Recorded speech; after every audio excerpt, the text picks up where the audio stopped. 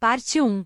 O rio do corpo morto e a tumba de Osíris. A grande dificuldade que temos em imaginar nossa própria vida após a morte ou a dos que já se foram pode ser explicada pelo fato de que, enquanto vivos, nos identificamos quase que totalmente com o corpo. Nosso senso de identidade prende-se ao corpo. Esse tipo de vivência tem uma longa tradição histórica e aparentemente sempre foi problemática para o homem, como veremos a seguir em estudos de etnologia comparada relativos a várias culturas. Sempre foi difícil para o homem liberar-se da ideia de que o morto é idêntico ao seu corpo. Consequentemente, a etnologia trata do tema do cadáver vivo, pois o corpo morto era inicialmente considerado como um ser vivo. Em muitas culturas, como por exemplo entre os povos indo-germânicos, o cadáver era conservado em casa até um mês ou mais pós o falecimento. Para possibilitar tal prática, o corpo era temporariamente embalsamado. Os sobreviventes comiam, bebiam e brincavam em sua presença.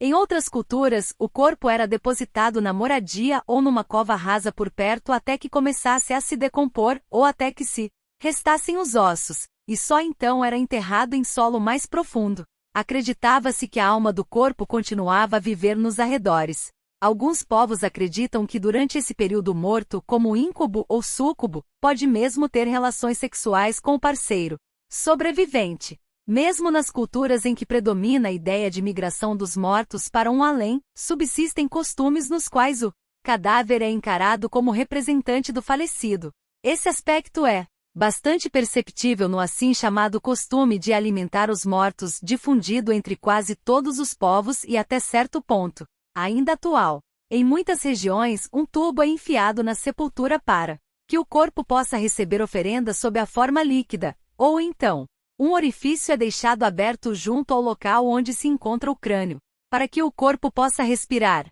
Acredita-se que o morto come as oferendas e que os alimentos depositados no túmulo ou no repasto fúnebre de fato diminuem. Essa concepção foi aos poucos se espiritualizando na medida em que se passou a acreditar que o morto se alimentava apenas do aroma ou vapor das oferendas e não das comidas em si.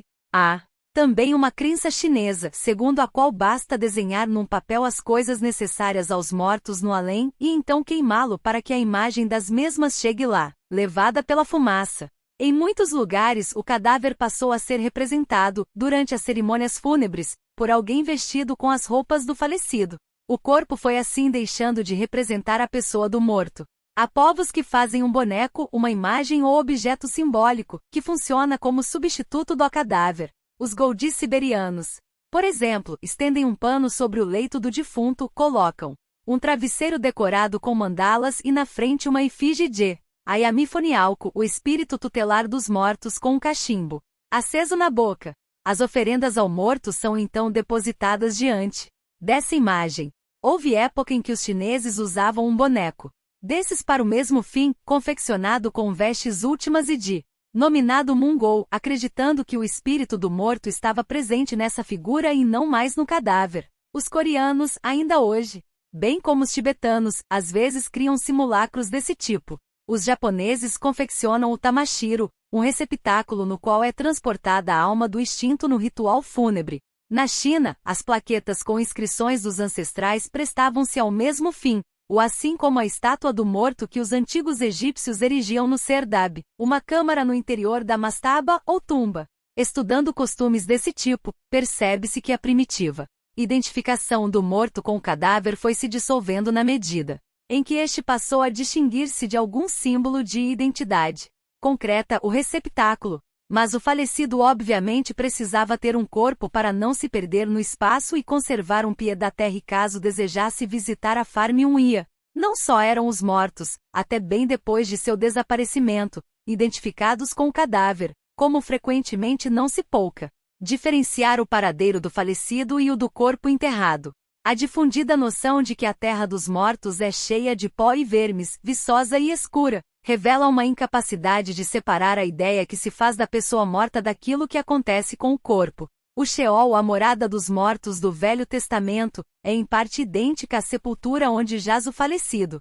El, o mundo dos mortos dos teutonicos, o Mictlã dos astecas e o lúgubre Hades dos gregos, para mencionar apenas alguns casos. caracterizam-se também por esse tipo de ambientação.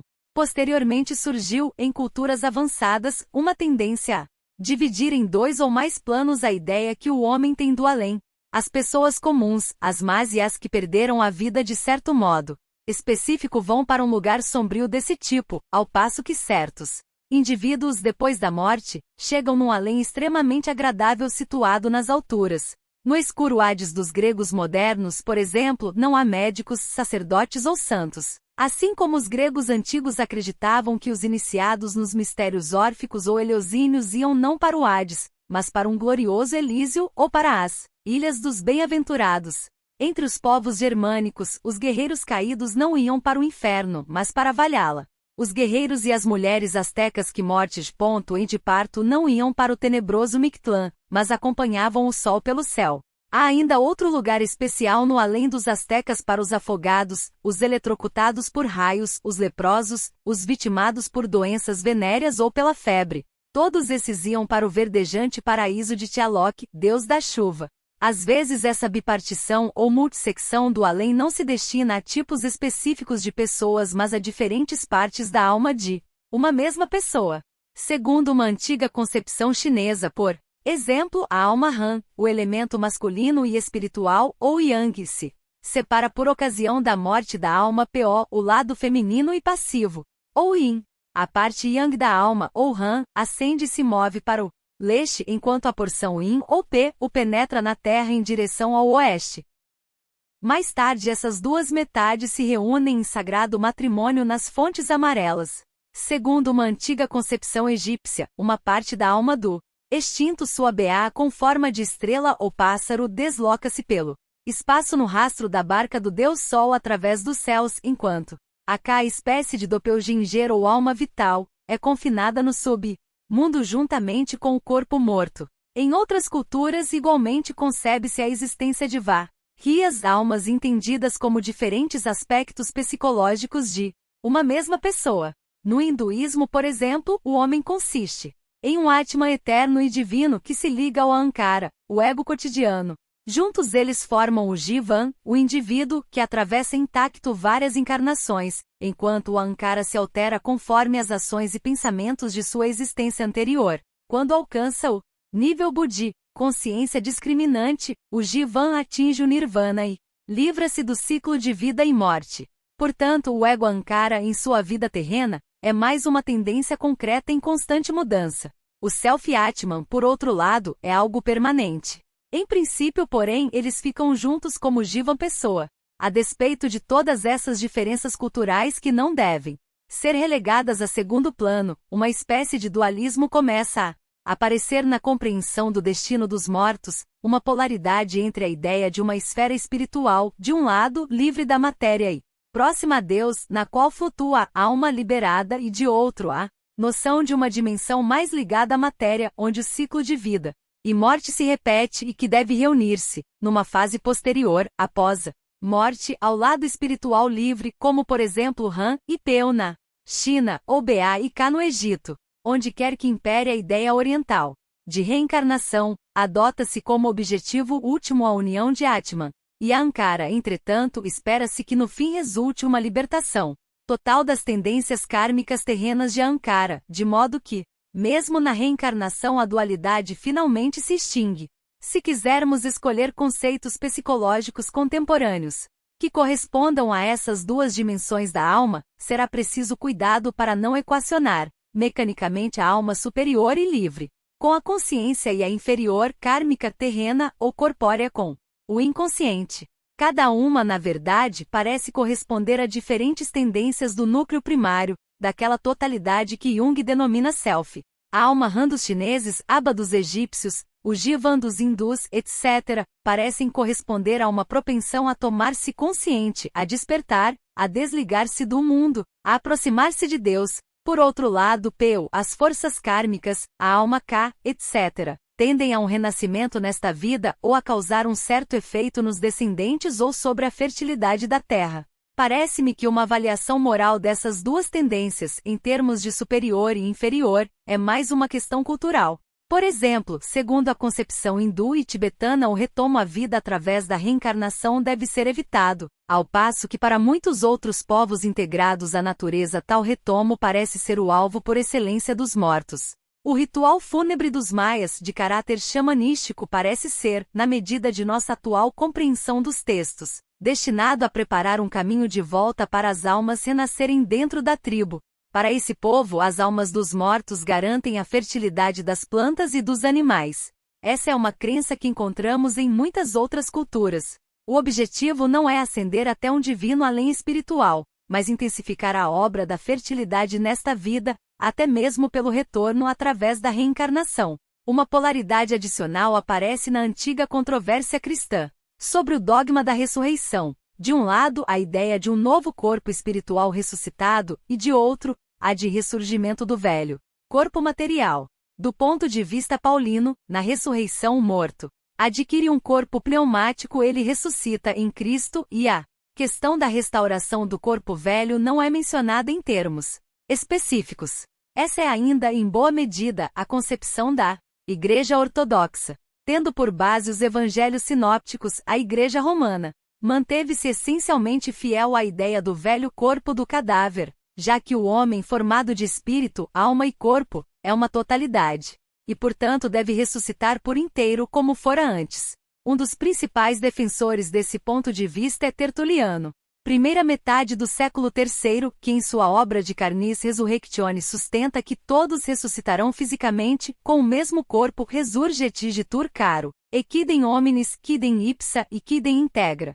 Essa concepção predominou por vários séculos na Igreja Romana, como atesta o Symbolum Quicunque Initiatanum. A forma concreta que esse ponto de vista assumiu durante a Idade Média pode ser percebida, por exemplo, na séria controvérsia sobre estar ou não Cristo circuncidado depois da ressurreição, ou em discussões sobre a idade do corpo ressuscitado e a questão de saber se ele conservaria suas antigas imperfeições ou seria curado, deixando de lado o concretismo dessas concepções que hoje, obviamente, nos parecem implausíveis. Podemos compreender esse apego à ideia de corpo velho como uma tentativa de preservar a individualidade total dos mortos, sua absoluta mesmice, que durante a vida era automaticamente identificada com o corpo. O mistério da personalidade indivisível era obviamente projetado sobre o corpo.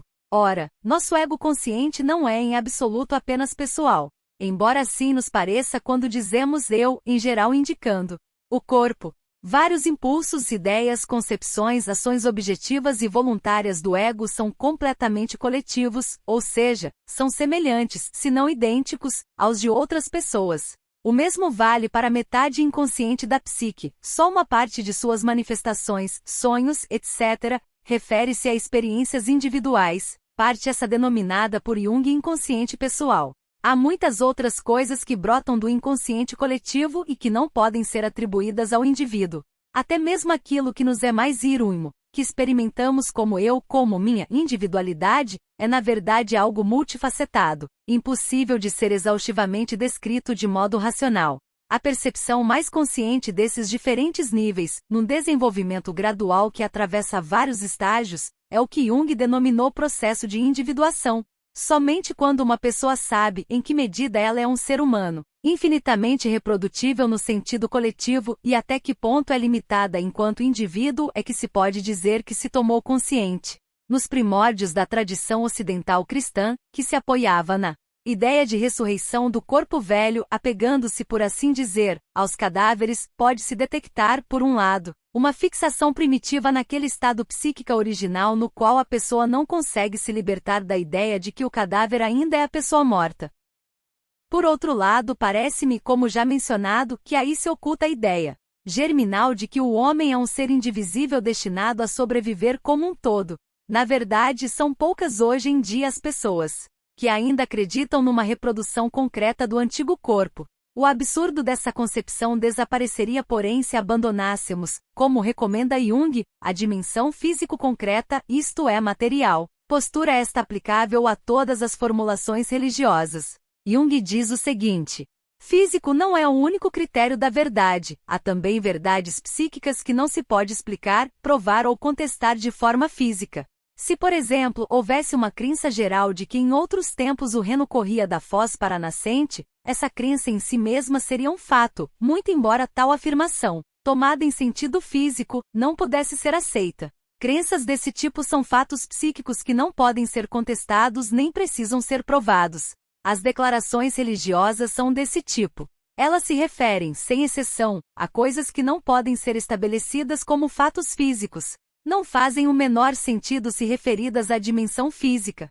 Seriam milagres, enquanto tais sujeitos à dúvida, e no entanto incapazes de demonstrar a realidade do espírito ou do sentido a ela subjacente. O fato de comumente estarem as asserções religiosas em conflito com os fenômenos físicos observáveis comprova que, em contraste com a percepção física, o espírito é autônomo, e que a experiência psíquica até certo ponto independe de dados físicos. A psique é um fator autônomo e as declarações religiosas são confissões psíquicas em última instância baseadas em processos inconscientes, isto é, transcendentais. Evidentemente, as declarações relativas à ressurreição do corpo também devem ser tomadas nesse sentido e não como algo de mera natureza material, uma concepção da ressurreição que muito se aproxima da interpretação simbólica de Jung é a de Orígenes que se refere aos que acreditam numa ressurreição concreta do antigo corpo como simplices ou rústicos e letrados. Mas ele também critica a visão docética, segundo a qual Cristo ressuscitado possuía apenas um corpo ilusório fantasma. A ideia proposta por ele é a de que nem a matéria e nem a forma do corpo ressuscitado serão as mesmas do antigo corpo, mas que mesmo assim existe de um para outro uma continuidade real de individualidade. Assim como o logos de uma árvore, seu princípio se oculta na semente, a semente do corpo ressuscitado se oculta no antigo corpo. Esta semente é virtus dinamis, é um germe ou princípio germinal que Orígenes caracteriza como sinteterismos, isto é, emissão de centelhas. Esse princípio germinal invisível oculto na semente visível tem substância e é a fonte da ressurreição do corpo. É um canteiro, seminarium, dos mortos, o solo do qual ressurgirão. No entanto, o corpo renascido que dele brotará já não será mais de uma tosca natureza material, mas espiritual, divina mesmo.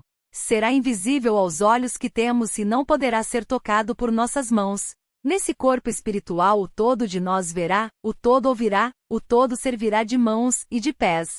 Embora declare o Evangelho que Jesus apareceu sob forma visível para seus discípulos em Emaús, e para o incrédulo Tomás até mesmo sob forma tangível, fica sugerido que ele o fez para fortalecer a sua fé. Essa concepção marcadamente psicológica de Orígenes se aproxima da posição defendida por muitos dos gnósticos, seus inimigos, mas no Ocidente esse ponto de vista não recebeu aceitação geral. Santo Agostinho, o patriarca da Igreja, optou pela interpretação concretista e na época de Gregório, o Grande no final do século VI, a visão tomista já era quase que unanimemente aceita. Só em tempos mais recentes é que reapareceu uma interpretação próxima da concepção espiritual de Orígenes. De um ponto de vista psicológico, fica Simeônio surpreso com a interpretação de Orígenes sobre a ressurreição do que com a persistente adesão da Igreja Ocidental ao credo concretista. A razão disso, quero crer, encontra-se na suposição de que o corpo concreto contém um segredo que não se deve abandonar, ou seja, o segredo do princípio de individuação. Em seu tempo, Orígenes reconheceu que isso estava no corpo, mas não era o próprio corpo. Ele ensinava em Alexandria, no Egito, o que nesse contexto é importante, pois os antigos egípcios eram tão fascinados pelo cadáver que a ele se referiam como este segredo. O livro de Entua dos Egípcios, livro do outro mundo, que descreve o lugar oculto no mundo dos mortos, contém a seguinte passagem, parte de uma descrição de 4 tumbas retangulares de deuses encimadas por cabeças. Essas são as misteriosas figuras de Date, submundo, as caixas da terra, as cabeças dos mistérios. O Senhor do cetro Uzi, ela que tem o coração, são os guardiões dessas misteriosas imagens. No livro do inferno há uma descrição da caixa caixão de Osíris. Ele também é protegido por deuses que, como dito, guardam seu mistério, ou, como observa Eric Ornum, seu cadáver. Vós sois esses deuses que guardam o que pertence a Date, o grande mistério dos que moram no Ocidente, Osíris. Eu vos dou graças quando vos curvais perante vosso mistério e sobre o corpo do Senhor de Date, o Deus Sol-Ra. Quando atravessa o mundo subterrâneo, dirige-se a um conjunto de sarcófagos com as seguintes palavras: ó imagens de deuses no sarcófago, ó cadáver mais potente que a magia, ó vós que ocultais os cadáveres dos deuses, que ocultais o corpo em que se transformou. Ou então, Osíris é invocado: ó Osíris, senhor de Date, eu me apresso para ver teu corpo morto, tua imagem que escondeste sob Aquer, misterioso e desconhecido. Em outras passagens do livro há menções de que Aquer, o deus da terra, oculta em seu ventre a grande imagem, isto é, o corpo de Osíris. O corpo desse deus, assim como de qualquer morto, já que ao morrer todos se tomam Osíris, é portanto algo oculto, um mistério e ao mesmo tempo uma imagem ou semelhança. Na minha opinião, isso indica que os antigos egípcios viam algo misterioso no cadáver, algo que a imagem do falecido retinha e de que, como veremos, se origina o processo de ressurreição, depois da desintegração e transformação do corpo. Portanto, assim como Orígenes, os egípcios acreditavam que a ressurreição era um processo contínuo, que se iniciava a partir do cadáver concreto, só que para Orígenes o processo não principia com a múmia ou com a imagem no corpo, mas com aquele misterioso sinterismos, emissão de centelhas. Como vimos, Orígenes também se refere ao antigo corpo como seminarium, um canteiro do qual brotam novamente os mortos. Isso se coaduna com a difundida ideia arquetípica de que os mortos voltam à vida, por assim dizer, do mesmo modo que a vegetação. É comum aparecerem imagens de vegetação nos sonhos de pessoas próximas da morte. Um homem de aproximadamente 40 anos uma vez me procurou para uma única consulta. Ele havia recebido um diagnóstico terminal, sarcoma melanoma com metástase, que não conseguia aceitar. Na noite seguinte ao diagnóstico teve um sonho. Ele via um trigal ainda verde, a meia altura. O gado invadiu a plantação, pisoteando e destruindo tudo. Aí uma voz vinda de cima bradou: tudo parece destruído, mas das raízes sob a terra o trigo voltará a brotar. Eu vi nesse sonho uma indicação de que a vida de algum modo continua depois da morte, mas ele não queria aceitar essa interpretação. Pouco depois ele morreu sem ter se reconciliado com seu destino. Esse tema onírico lembra João 12 horas e 24 minutos. Em verdade vos digo, se o grão de trigo que cai na terra não morrer, permanecerá só, mas se morrer, produzirá muito fruto. Mas o que querem dizer essas palavras de Cristo? Como pode a vida se desenvolver a partir de raízes invisíveis depois que a morte decompôs o corpo? Afinal, o que significa trigo? Pois obviamente este não deve ser compreendido concretamente, mas como símbolo. Para compreender as palavras de Cristo no Evangelho de João, é preciso colocá-las em seu contexto histórico. Elas aludem às ideias bastante difundidas do sincretismo da antiguidade, época em que o simbolismo dos mistérios de Eleusis, dos festivais de Ates, Adonis e Tammuz, dos ritos fúnebres egípcios e da alquimia primitiva era universalmente conhecido. Os mais antigos textos alquímicos do Ocidente são originários do Egito e, portanto, estão, desde o início, imbuídos da ideia de vida após a morte, pois, como é sabido, a cultura egípcia voltava-se em grande parte para a morte e o que depois dela ocorria. Os relatos sobre a arte da mumificação e a liturgia dos mortos são os mais significativos documentos a esse respeito. Um dos mais antigos textos alquímicos gregos, do primeiro século da era cristã, é uma instrução de Ísis para seu filho Horus, onde lê-se o seguinte: pelas graças de uma estação favorável e segundo os necessários movimentos das esferas, um dos anjos que habitam o primeiro firmamento lançou o olhar sobre Ísis, aproximou-se dela e desejou possuí-la no ato do amor. Horus estava ausente e Ísis permaneceu longo tempo em Ormanote, onde a sagrada arte do Egito é praticada em segredo, ou seja, no templo de Horus em Edifu. Ísis não se submeteu ao anjo, resistiu e exigiu que ele lhe falasse sobre o preparo do ouro e da prata. Ele, porém, respondeu que não tinha permissão para explicar essas coisas, pois esse mistério ia muito além das palavras. Mas no dia seguinte apareceu outro anjo, seu superior, Agnael, provavelmente o mesmo que Camefis, que no texto Coricosmo é o mesmo que Negatodaimon, com suficientes poderes para responder às perguntas dela. Seu signo seria um vaso não revestido de piche, cheio de água transparente.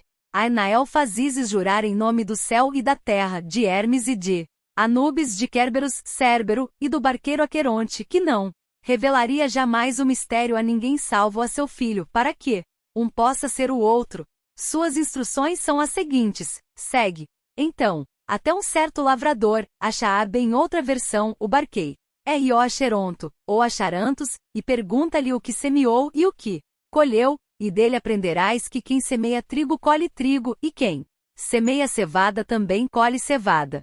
Estimulada por essa informação, Ísis, que começa a refletir sobre a obra da criação, percebe que é da condição humana semear homens, do leão semear leões, do cão semear cães, e se acontecer que algum desses seres for produzido contra a ordem natural, ele terá sido engendrado sob a forma de monstro e não subsistirá. Pois uma natureza se alegra com outra, assim como uma natureza conquista outra.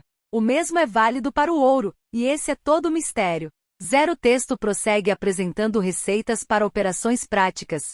O que significa esse texto aparentemente absurdo? Em primeiro lugar, ele fala de trigo e cevada e assim já dá a entender a que se refere simbolicamente. Pois Osíris, o marido morto de Ísis, era chamado de trigo ou cevada, assim como qualquer morto, pois, segundo a velha concepção egípcia, os mortos se tornam o deus Osíris na hora da morte. Como se sabe, o cadáver e a múmia eram invocados como Osíris. Assim, num certo livro egípcio de aforismos, o morto diz de si mesmo: eu vivo, eu morro. Eu me prostro, os deuses vivem para sempre. Eu vivo no trigo, cresço no trigo, que os deuses semeiam, oculto em Geb na terra. Osíris é também chamado o Senhor da decomposição e o Senhor do verde abundante. Ou então o morto declara: eu sou Osíris. Trigo, eu vim de ti. Penetrei em ti, tomei corpo em ti cresci. Caí dentro de ti, para que os deuses vivam por mim. Vivo como trigo, cresço como trigo que os entes sagrados colhem. Geb, o deus da terra, me recobre. Vivo, morro, e não pereço. Essa imagem de vegetação evidentemente se refere a uma continuação do processo vital, que dura eternamente e está além dos opostos vida e morte. Assim diz o morto em outra inscrição de sarcófago.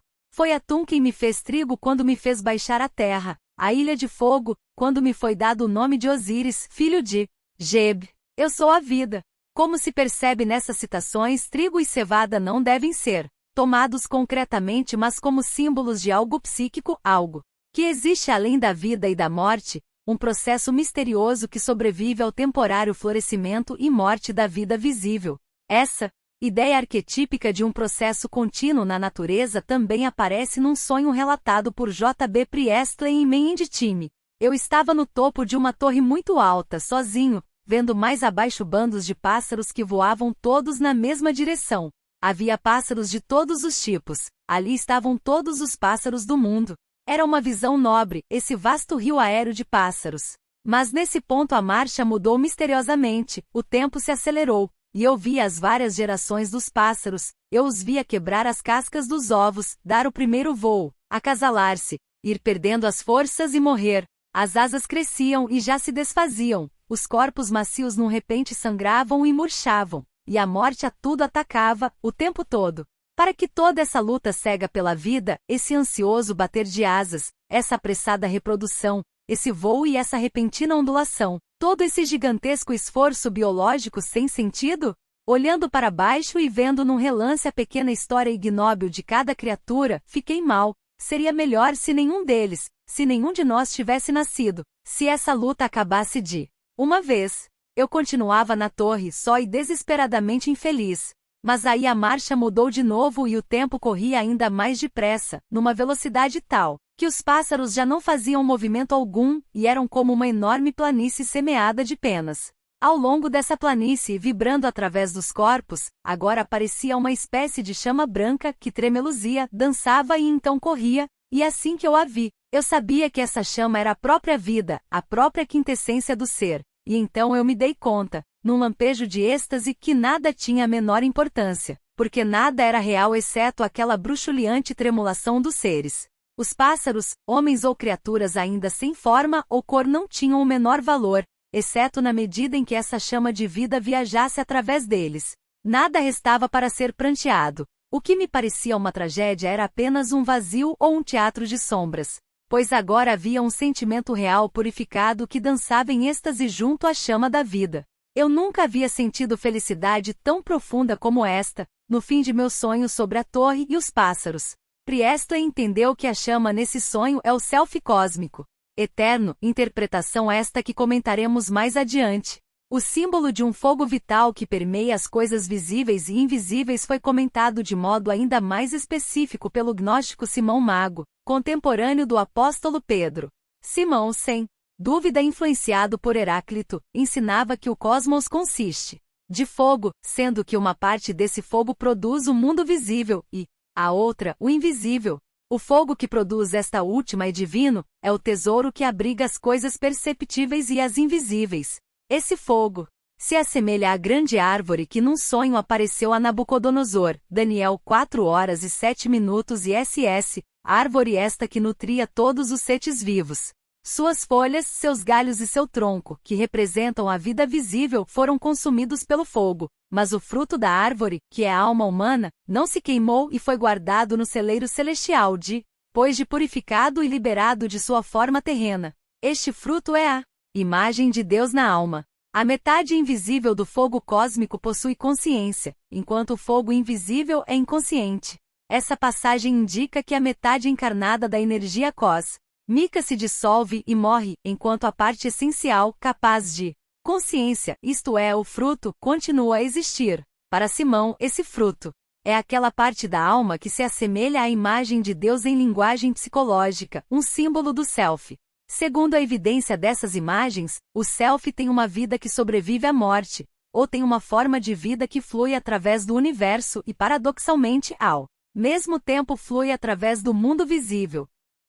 Quando em nosso texto alquímico o anjo Anael diz a Ísis que o mistério consiste em compreender que quem semeia trigo colhe trigo, ele alude àquela vida eterna que permeia a criação inteira. A sentença seguinte diz que um leão produz um leão e um cão outro cão. Essa é outra alusão ao mistério da ressurreição contido no ritual fúnebre dos egípcios, isto é, o leão duplo Houthi, análogo ao deus da terra Ker, já mencionado em nosso texto. Esse leão duplo, chamado ontem e amanhã, era o misterioso agente da ressurreição.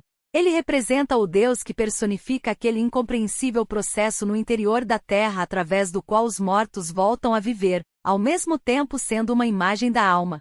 Em certos textos, ele é substituído por dois cães, Anubis. 42 Normalmente, porém, o leão é uma imagem do deus solar Re que, nesse sentido, era invocado do seguinte modo: radiante de dia, leão de sua noite. Aquele que se cria a si mesmo nas transformações de seu nome, o que nasce do porvir. Todo o corpo ressuscitado se une a esse deus. Encarado psicologicamente, o leão duplo simboliza o aspecto duplo da energia psíquica. Energia pressupõe polaridade cujas correntes produzem uma experiência do tempo no limiar da consciência. Ele aparece na zona limítrofe do inconsciente, onde ontem e Yan tornam-se um. Na zona mais profunda, essa polaridade talvez já nem mais exista. Na sequência do texto ficamos sabendo que o camponês Achaab, também chamado Acharantos, Aqueronte numa variante, conhece esses mistérios. Numerosas inscrições em tumbas e sarcófagos mencionam um misterioso barqueiro que, depois de um severo exame dos mortos, transporta-os através do céu-oceano até o além. Na minha opinião, o nome Acharantos, Aqueronte é uma combinação dos nomes do deus egípcio Aker e de Aqueronte, o rio que atravessa o mundo subterrâneo dos gregos e também nome desse mundo. Aker era considerado o guardião do mistério da ressurreição. Dizia-se também que ele era um cadáver, mistério que guardava sua própria imagem, isto é, o corpo morto de Osíris. Às vezes ele simboliza o mundo dos mortos como um todo, ou as águas primordiais do princípio do mundo. Num esquife, ele é representado, assim como Atum, o deus que a tudo engloba, como um velho, trazendo nas mãos o ovo do deus Sol que acaba de nascer. No livro da Terra, o deus Sol Ré diz para Aker: ó tu, que és do poente, que crias cadáveres de formas vivas, guardiões da procriação com muitas aparências. Aker eleva os mortos. Os grandes deuses antigos, Atum e Khepri sobrevivem nele. Embaixo dele jaz oculto o cadáver secreto de Osíris, que ele guarda durante o processo de ressurreição. Essas amplificações indicam que no Antigo Egito o mistério da ressurreição se ligava à criação do cosmos e da vida em geral, e que os velhos alquimistas procuravam esse mesmo mistério em sua substância. Trigo e cevada, leão, cachorro e o camponês acheranto são símbolos que indicam a continuação e a constante renovação da vida. O pequeno sonho mencionado acima, em que um trigal é pisoteado, aponta em última análise na mesma direção. Há uma passagem num texto de Olimpiodoro, um autor alquímico que provavelmente se confunde com o historiador do mesmo nome do século V, que sugere que o procedimento alquímico para a produção da Pedra dos Sábios se relacionava com o ritual fúnebre dos egípcios. Olimpiodoro descreve a mumificação taricheia da substância básica nos seguintes termos: depois de lavar a substância terrena até pulverizá-la, pode-se encontrar o ouro que nela se esconde. Os antigos usavam o nome de 4 ou 9 letras do deus para designar aquilo que é encontrado, o ouro. Trata-se aqui, sem dúvida, da destilação de algo divino a partir da matéria bruta. Mais adiante no texto, continuando a descrever o mesmo procedimento, Olimpiodoro cita um velho oráculo que diz: o que é a tumba de Osíris? É um cadáver envolto em bandagens de linho, do qual só se vê a face. Osíris é a tumba selada e sem ar que esconde os membros de Osíris e só revela o rosto e por isso nos assombra. Ele é a fonte de todas as substâncias úmidas e prisioneiro das esferas de fogo. O fogo, que pertence a Sete e ao elemento chumbo, é hostil a ele porque Osíris é água.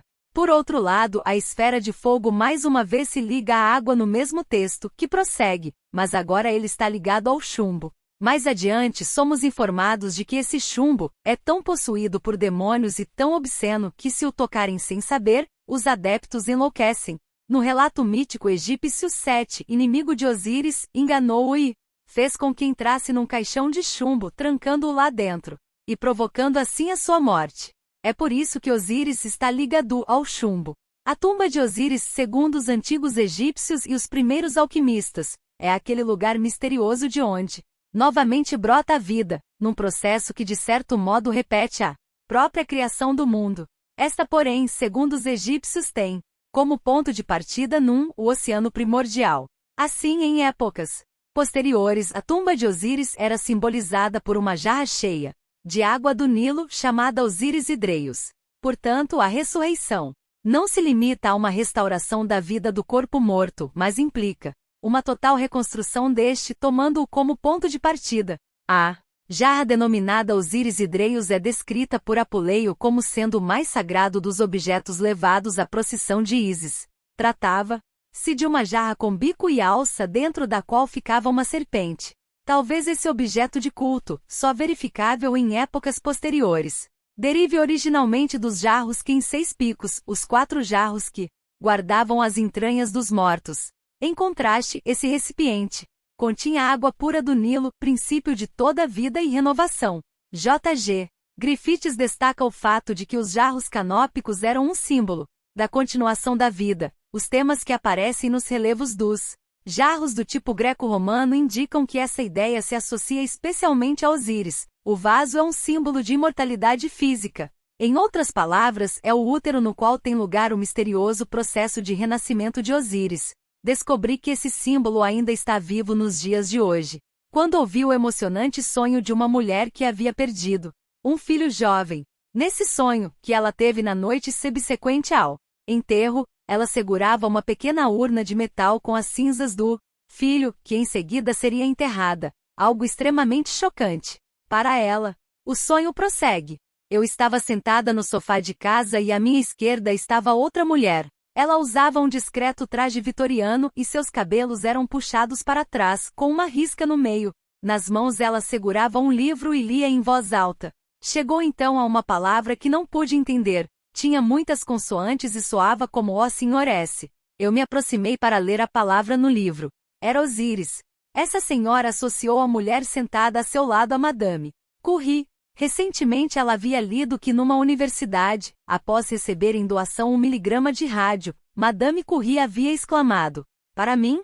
Bem, eu conheço um hospital na Bélgica que precisa muito disso. A pequena caixa contendo o rádio lembrava a urna funerária com que havia sonhado. Concluiu então que as cinzas do corpo de seu querido filho serviriam agora para curar a aflição dos outros. Encarada por esse prisma, a caixa de metal seria a tumba de Osíris, da qual, nas palavras de George Foss, emergirá poderosa substância de uma vida gloriosa. O importante aqui é que aquilo que resta do corpo, neste caso, as cinzas, parece ocultar o mistério que cura. Volta-nos à mente a ideia de Orígenes de que o corpo ressuscitado é criado a partir de centelhas que emanam do antigo corpo. Os antigos egípcios e os primeiros alquimistas também acreditavam que a ressurreição se dá a partir dos restos da matéria morta do corpo e não só da alma, portanto da matéria transformada. Na passagem de Olimpiodoro citada há pouco, o caixão de Osíris é de chumbo, substância que, segundo consta, pode causar a loucura. É precisamente a escuridão, o demoníaco, tudo aquilo que é hostil a Osíris morto, o que se torna um elemento preservador, capaz de unir todos os aspectos da individualidade num principium individuationis, no qual fogo e água parecem reconciliar-se. Ó, chumbo de Sete, que mata e provoca a dissolução das coisas, misteriosamente também preserva os mortos da dispersão na totalidade da natureza. O sonho seguinte, que me foi contado por um oficial da cavalaria de 61 anos, também nos lembra o caixão de chumbo de Osíris. Esse sonho ocorreu um mês antes da inesperada morte do oficial, devido a uma parada cardíaca. Ele se encontrava de novo na escola de oficiais, onde atingira o posto de tenente 30 anos antes. Um velho cabo, que na época ele muito apreciava e na realidade tinha o sugestivo nome de Adão, apareceu e lhe disse: "Senhor tenente, tenho algo a lhe mostrar." O cabo conduziu-o até o porão da caserna e abriu uma porta feita de chumbo. O tenente recuou sobressaltado. Diante dele jazia de costas a carcaça de um cavalo em decomposição, que exalava um odor pútrido. O Adão mortal, um homem simples, mostra ao sonhador o que o espera a decomposição na morte de seu corpo animal, isto é, o cavalo. Através do choque produzido pelo sonho, o inconsciente procurava desligar o sonhador de seu corpo, como que dizendo: "Não é você, mas seu cavalo que vai morrer." Para um homem da cavalaria, o cavalo simboliza, ainda mais que ordinariamente, a parte instintiva de sua natureza física que o carrega. Adão, o homem simples, universal, antropos no sonhador, uma imagem do self, sabe a respeito da decomposição do corpo que se aproxima e tenta prepará-lo para enfrentá-la. Mas para não perder a coerência ao comparar esse sonho com o texto alquímico mencionado, devemos correlacionar o cavalo na câmara de chumbo com Osíris no caixão de chumbo. O cavalo seria, então, não apenas uma imagem do corpo, mas também uma imagem do Deus interior, do sonhador, pois Osíris representa a parte eterna do homem. Nesse sonho, ele aparece como cavalo porque o sonhador nunca se conscientizou desse aspecto maior do seu ser. Ele foi carregado através da vida pelo self e não se perguntou jamais o que isso significava. Por essa razão, o self ficou escondido no inconsciente, por assim dizer, em seu corpo. No entanto, como depois descobriram seus parentes, na véspera de sua morte ele secretamente colocará um crucifixo ao lado da cama. No seu momento final, ele teve a premonição de que o homem-deus que sofre se escondia no cavalo. Osíris é a prefiguração de Cristo. Mas voltemos ao caixão de chumbo dos alquimistas. O mistério da ressurreição ocorre em seu interior e é precisamente Sete, o elemento demoníaco, que desempenha o papel de preservar e salvar o morto. Numa gema cinzelada, Sete aparece sobre um útero. É como se ele guardasse o que ocorre no ventre do renascimento. De um ponto de vista psicológico, isso significaria o seguinte: o demoníaco no homem, o elemento Sete, é seu afeto autônomo mal, aquelas ações, impulsos e emoções a que Jung deu o nome de sombra. Esses traços costumam se manifestar em nós como impulsos do corpo animalesco e inconsciente. Esses impulsos trancam Osíris. Na maioria dos casos, isso significa que ele fica impedido de se conscientizar do self e da individuação. Mas no exato momento de sua aparente vitória, na hora da morte, esses impulsos se unem ao seu oposto, ao princípio do bem, a Osíris, a água da vida, e se transformam num vaso que envolve o self e permite aos mortos não se desintegrarem e preservarem sua identidade individual. O principium individuationis na verdade se liga ao elemento diabólico, na medida em que este representa uma separação do divino no interior da natureza como um todo. Psicologicamente, podemos compreender esse processo como uma transformação do egocentrismo em consciência do ego. Todos os nossos impulsos sombrios levam a um egocentrismo do desejo, do afeto e da vontade. A todo custo a pessoa quer conseguir o que deseja, geralmente de modo infantil. Se o ego for capaz de tomar consciência desses impulsos e subordiná-los ao self, ao Deus interior, sua ígnea energia se transforma na descoberta da sua identidade. O ego então se conscientiza do seu limite. O caixão de chumbo, que parece confinar, se transforma num vaso místico, num sentimento de estar sendo preservado e contido, também no sentido de não mais perder a compostura. Uma das tragédias da velhice, algo que muito me preocupa, é que o idoso, de um lado, desenvolve uma forte inclinação a reagir, com teimosia infantil, enquanto de outro a enfermidade e a debilitação física fazendo depender cada vez mais da tirania dos médicos e enfermeiras das instituições. Sem o menor propósito de executar tal tirania, pergunto-me se não há um sentido oculto nessa auto-entrega que, originando-se na sombra, leva a uma transformação do egocentrismo em consciência do próprio ego.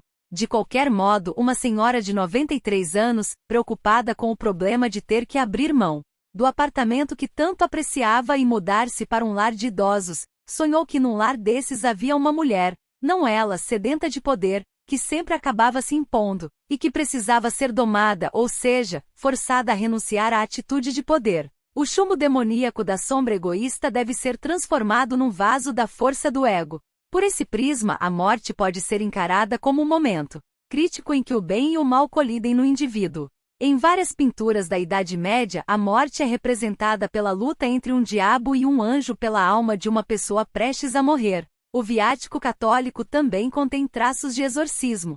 O sonho seguinte, de um paciente próximo da morte, pertence a uma série publicada por Edinger em Ego and Archetype, e oferece uma impressionante descrição da luta dos opostos, que em certo sentido não é luta alguma.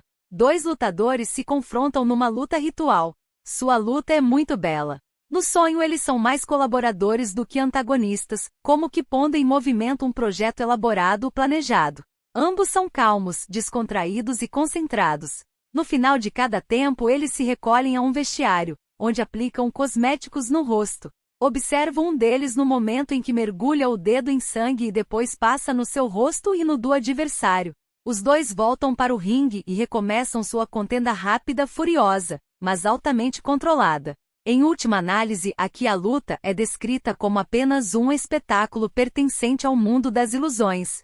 Atrás dessa luta, como nota Edinger, está o self, a união dos opostos.